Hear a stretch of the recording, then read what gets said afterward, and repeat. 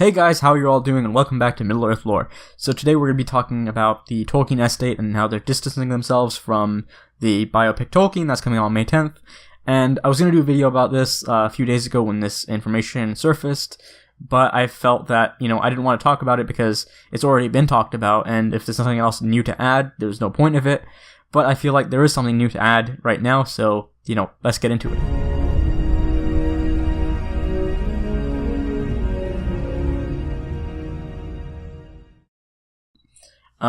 First thing I want to say is that if you look down here, basically the Tolkien estate says that family of J.R. Tolkien and Tolkien estate are aware of the Fox Searchlight motion picture called Tolkien and is due for release May 2019.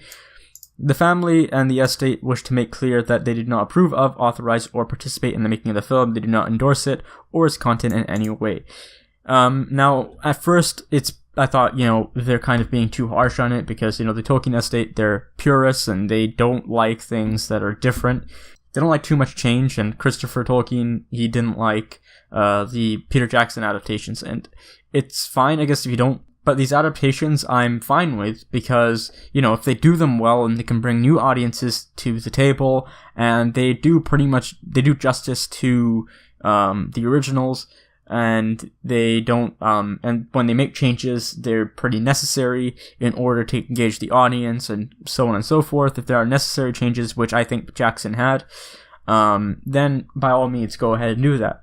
So I thought it was going to be another case of that, like, okay, well, obviously you want this movie to be accurate, but there's going to be some changes. That's inevitable. That's with anything. Nothing can be 100% accurate because, it would be boring, and this is Hollywood. You gotta make it a movie and you gotta make it entertaining. But then when I saw this tweet by Sean Gunner, he said that he saw the movie last night. Obviously, went to a pre-screening with a few other Tolkien Society peeps. So here's a few thoughts from me. The film is well put together. It does have the right feel to it. And the casual viewers could get a lot from this. Now, he goes on to say throughout the rest of the thread that, basically, this is an entertaining movie. The score is good.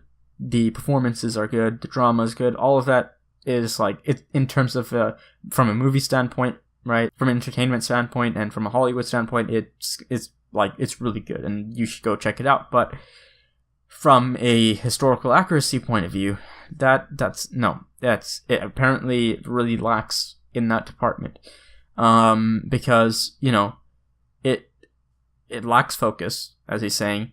There's almost like it's basically only romance and screen time, and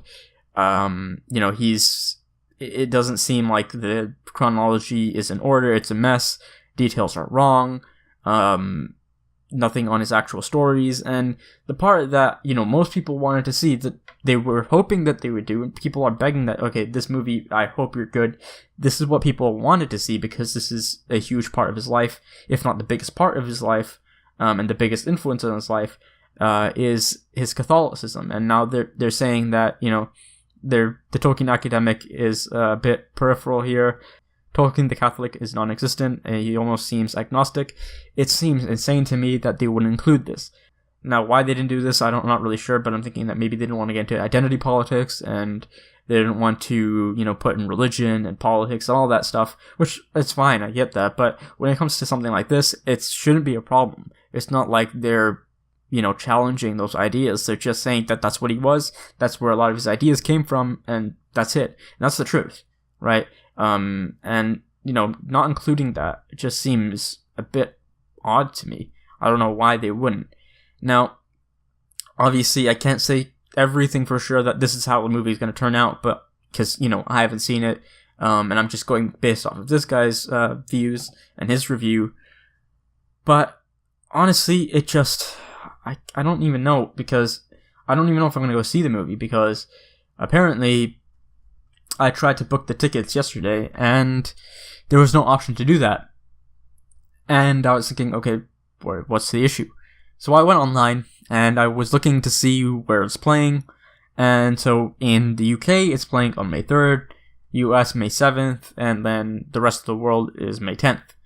Apparently, it's not actually the rest of the world, because there was no option for me to buy a ticket anywhere, except for one place on the other side of the country, and it's strange. Now, I don't know if that's completely how it's going to be, if I can book it later on, but, I mean, it's only weeks away. It's May 10th is not far away, and I booked Endgame, and a lot of you probably have booked Endgame, like, weeks in advance, right? I booked it so I could see it the Friday night that it came out. Usually I don't do that, but, I wanted to see it to avoid spoilers, and, we have our own reasons. But for this one, I also wanted to do the same because I wanted to do a review as soon as it came out. But unfortunately, I can't do that because it looks like I can't go see it. Unless I go and travel to another country or the other side of the country. And I don't want to do that. I don't want to pay for no reason just to go and see this one movie that seems that it might turn out to be faulty. I don't know. So anyway, this is just a quick little thing that I want to say about this movie and how it might turn out. So I just want to hear your thoughts on this, so let me know in the comments down below if you think Sean and the Tolkien Estate are being a bit too harsh on this whole movie, and if you know if it's where it's playing, and if I'm kind of misinforming people and whatever, and basically all your thoughts. And if you haven't already, click subscribe and like the beacons, and until our next meeting, I bid you farewell.